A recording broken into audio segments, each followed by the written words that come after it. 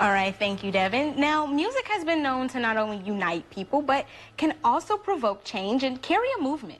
A free concert diving into social justice issues of today's society is coming to Bradley University. And Angela, Lindsay, and Jason are here to tell us all about Songs of Hope. Good morning, guys. Good morning. Okay, I love the unified good morning. So let's get into this concert. Tell us about it and how did you guys create it? Absolutely. So to Bradley, we have this, and it's sort of a homecoming. I'm an assistant professor of music theory and composition at Bradley, and I was asked by these two co-directors of Songs of Hope to compose a piece on human trafficking for this concert.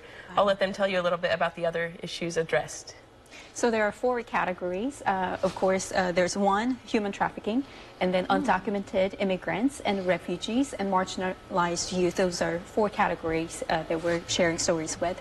And we really wanted to do something just nonpartisan that we hope everyone can get behind and say these are problems in our communities, in our nation, and how can we join together to make this better for people. Wow, and why specifically these topics, or what went into the decision on what topics to address? The human trafficking came from, in fact, a Bradley alumna who we got to hear speak, and we were really moved by what she's doing in her own sphere of influence for human trafficking, so that was a no-brainer.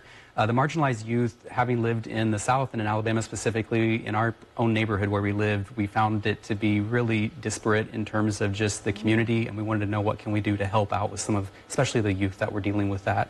Refugees, having traveled abroad and even served with some refugees, that was something really dear to our hearts. And with the undocumented immigrants, we had already paired with San Francisco's Day Worker Center, and that was just a natural fit for us too.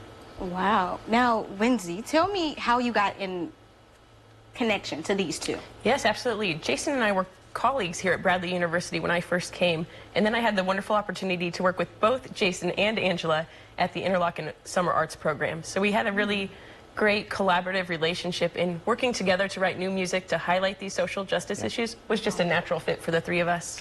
And what was it like for the three of you composing this? Or did you two, just Angela and Jason, composed? I composed, I wrote music. Yeah, so what was that like for you guys to bring the whole thing together? It's been exciting, overwhelming at times to see something that we just imagined in our mind actually come to fruition.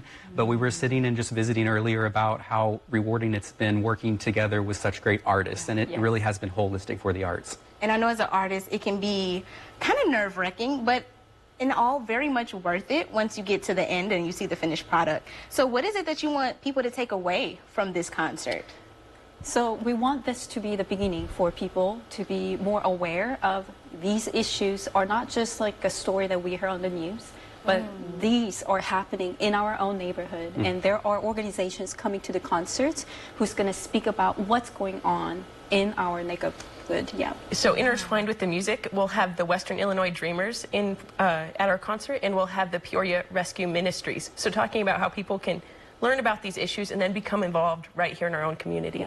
Yeah, for someone on the fence who's considering going, what's one thing you would say to convince them to come? What will they gain or what will they learn? One thing I'm really proud of, this concert has been performed across the United States in prestigious venues like Carnegie Hall, Birmingham Museum for the Arts. So if you wanted to see a Carnegie Hall concert and haven't made it to New York, we're bringing it to you here in Here's Peoria. your chance. Yeah. Here's your chance. So, and it's free and open to the public Friday night, 7:30 at Dingledine Music Center. Okay, that is so exciting. If you guys are interested, like she said, this is happening tomorrow, October 27th, from 7:30 to 9 p.m. And thank you guys so much for taking the time to not only compose this great show, but taking the time to come out and share with us and our viewers. Absolutely. Thank you for having us. Thank you. Of course. Now, if you or someone you know would like to join us on Talk of the Town, go to 25newsnow.com, click on 25 News Interviews, and submit the form. And coming up after the break, we're celebrating some birthdays in Central Illinois. Stay with us to find out who's blowing out some candles today.